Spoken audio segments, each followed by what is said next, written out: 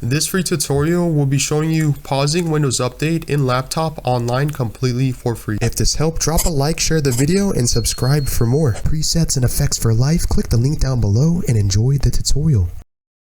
Alright, this is going to be similar tutorial to pausing your Windows Update for computer, but in this case it's for laptop. Go to the bottom left hand screen right here and type on the search bar Windows space Update.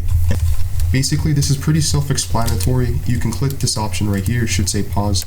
In this case, I've already paused the Windows Update, but if you don't want to do that, you can scroll down and click above change active hours, pause update for 7 days. In this case, I'm going to click resume. For this tutorial, it says checking for updates. So see how I don't have the option? That's why you want to click this right here, pause updates for 7 days. And as you can see, updates have been paused until this date. If you want, you can click this option, advanced options, and then you can scroll down and click pause updates and click the drop down arrow. And you can scroll all the way down and click the furthest out date.